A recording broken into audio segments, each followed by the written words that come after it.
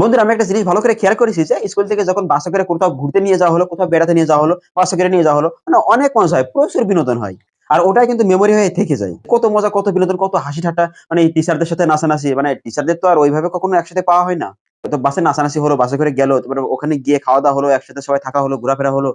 আবার আসার সময় বাসে করে একসাথে আসা হলো। মানে ওটাই মনে থাকে, ওটাই কিন্তু মজা। ভালো লাগে ওটা। মজা করা উচিত লাইফে। ওই জন্য স্টুডেন্টরা বলে যে আমরা ঘুরতে যাচ্ছি। স্কুলে কিন্তু বলবে না। মানে স্কুলের মধ্যে ঘোরাও যেন ওটা পাপ ওদের জন্য। মজা করা যাবে না। স্কুলের মধ্যে এটা নরমাল ঘোরা নয়। এটা একটা শিক্ষামূলক ভ্রমণ। Educational excursion, study tour. আমি বলি কক্সবাজার কুয়াকাটাতে কি শিক্ষা নিতে যায় সবাই? হুম? সমুদ্রের মাঝখানে গিয়ে বন্ধুর প্যান্ট খুলে দেবে। এটা কি ধরনের শিক্ষা?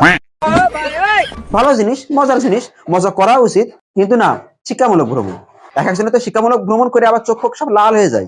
বাস থেকে নেমেছে আর আমি ধরেছি। বলেছে যে, "আরে তোর চোখ লাল কেন? এটা কি ধরনের নেশা?" আর ও আমাকে এভাবে বলছে যে, "এটা শিক্ষার নেশা।"